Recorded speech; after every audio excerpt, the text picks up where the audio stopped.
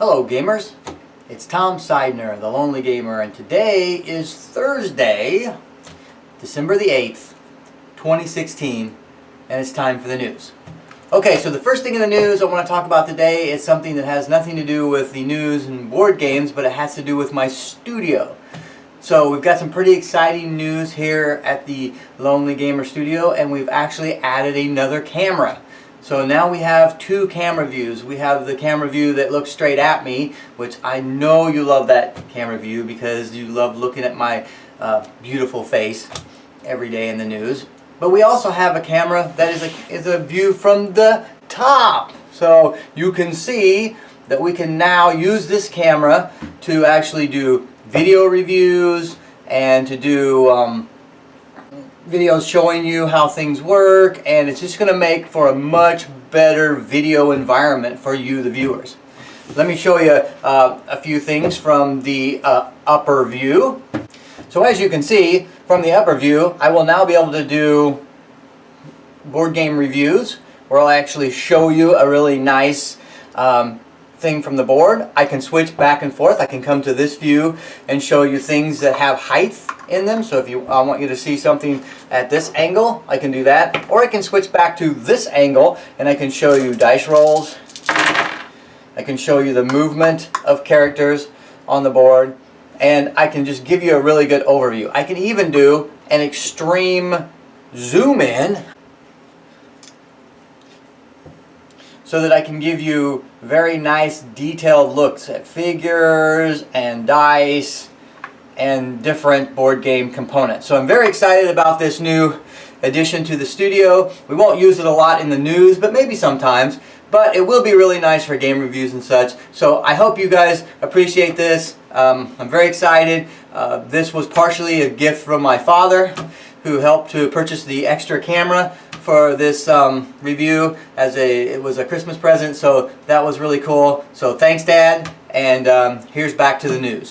So in the news this week we've got some really good releases. The first one I want to talk about is a release that actually came out last week right after I recorded the news, and it is the Scythe Invaders from Afar expansion. I actually was able to pick up a copy, but the copies went like that. They were gone within an hour of me getting my copy. I will try to find a copy for you someplace, and I'll put a link down below to it. Just like any other Scythe property, it's just hard to find, and you're probably going to have to pay a premium if you want to get one quickly. So, but I'll see what I can find. I'll put a link down in there for you. But the Scythe Invaders from Afar is out. I am personally still looking for the board extension for the game. I would really like to purchase that, but I have not been able to find it. So if anybody out there knows where you can get the board extension, put a comment down below for me, and I'd appreciate that. So, but that is out. It has been released, and hopefully they're going to have some more copies out there. I think their printing is just very limited on all the Scythe products, and so or either that or it's just so popular that they just can't keep things in stock. The next thing that was released was the Aliens expansion for the Legendary.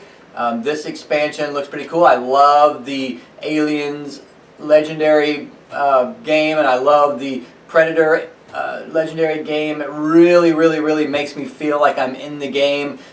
We've played it several times, especially the Predator, where both times that we've played it, just one lowly player just kind of limps to the helicopter at the end and manages to escape, and everybody else is decimated, and it just really feels like the movie. So this expansion is supposed to add some pretty cool things. I've heard rumors that it's supposed to add a mode where you can actually play as the queen alien against the other players, and so that sounds pretty cool. It sounds like she can do some cool stuff, like she can scan the area and look at cards and reveal them if she wants, so she can just make it a lot harder on the players. So kind of adds a many-to-one element to the game, and that sounds really cool. And that is out, and that is available.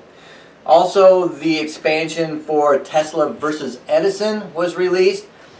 have not played Tesla versus Edison, but this expansion actually makes me want to get the base game. And I will actually put a link to the base game down in the description, and also a link to the expansion. The expansion adds a 6-player, which is really nice for me because, you know, as I've mentioned before, that we have a large game group and it's nice to have 6-player games. So it adds a 6-player. It also adds a headquarters for each of the other inventors in the base game, and it adds a bunch of headquarter specific special abilities, which is really cool. It looks really nice. Rahdo did a really great run through on the expansion, so I'm going to put a link in the description below to Rahdo's run through on the expansion, so you can check that out. Rahdo does a great job. He's one of my favorite YouTube people to watch online, so check him out, and I'll in that link. The next thing that was released was Aeons End. That is a cooperative deck building game in a fantasy setting where you're fighting monsters, you're working together to fight monsters, you're doing the common deck building things like buying cards, building up your deck, and then you're using those cards to fight the monsters.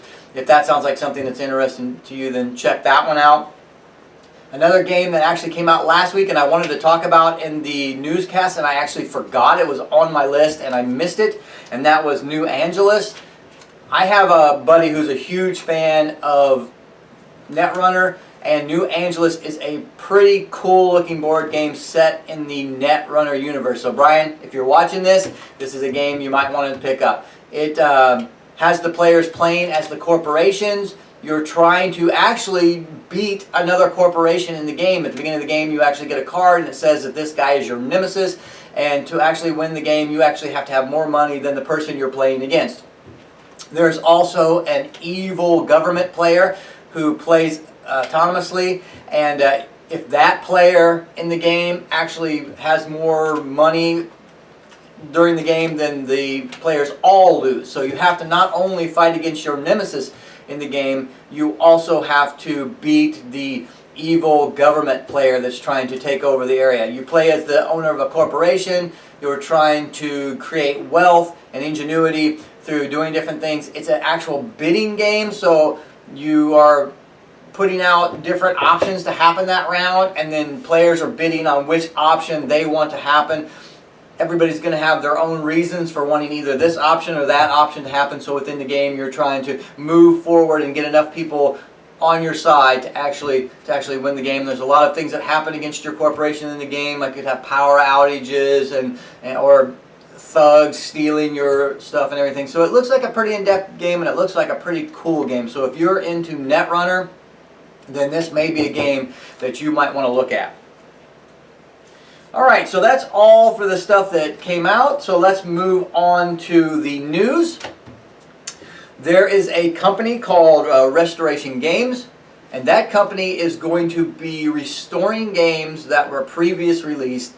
They're going to be making them new, using new components, and in some cases changing the names of them.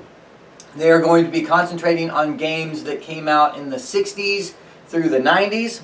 They've announced 3 games that they're going to be starting with. The first game is Stop Thief.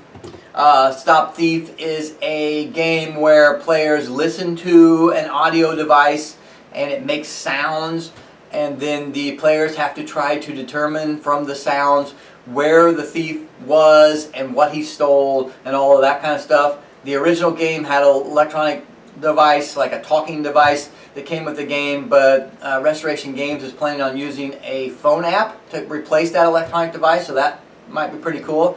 And so that's one of the games they're going to be doing. The other one is a game called Indulgence, and that game is going to be initiating Dragon Master, which is a trick-taking game. This trick-taking game has been under different names, and so they're going to take the concepts in this, in Indulgence. They're going to add a European theme to it, and then they're going to re-release it. And the third one is a game called Downforce. It's going to reimagine a game that was originally called Top Race by Wolfgang Kramer from 1996. That is a racing game where people are bidding on a race, and they're trying to also influence the race through their actions. So look for those 3 games from Restoration Games. that they're going to be pretty nice. And I'm hoping to see some other really cool old games if they can somehow get the licenses, or they can somehow reimagine the games. The next piece of news is Steve Jackson. Steve Jackson, known for actually taking his games and re-theming them until they can't be re-themed anymore. Well, he's now re-themed the zombie dice slash other themings of the zombie dice into the Batman animated series. That in itself is not really newsworthy, but what is newsworthy is he's managing to get his games into different retail type outlets, and this game is going to be available at Hot Topic. So right along all of your concert t-shirts and other items that you can get at Hot Topic, you can now buy this Steve Jackson game. So that's kind of nice because it's expanding the board game genre into other areas, and maybe we'll see other manufacturers selling their games at other locations.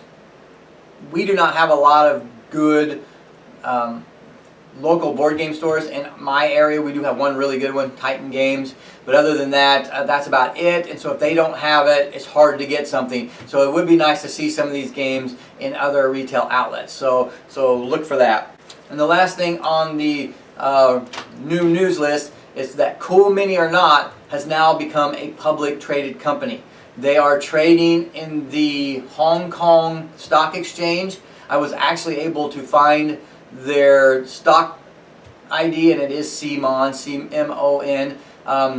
This is really cool because this means that Cool Mini or not only can we invest in the things that we love, if we love board games, and I do love board games, but also they can use that money to actually have better games, to make more games, to be able to do more things. And so that's really nice. So I'm really excited to see that Cool Mini or Not is now going to be a publicly traded company. They have said that even though they are a publicly traded company now, all of the decisions for the company, all the decisions on what games they're going to do, and all the financial decisions and everything will remain within the company. So it will not be, all the decisions will not be made by a board of directors that has nothing to do with the board game industry. So that's really cool. So if you're an investor and you want to invest in the board game industry, now Cool Mini or Not is going to allow you to do that.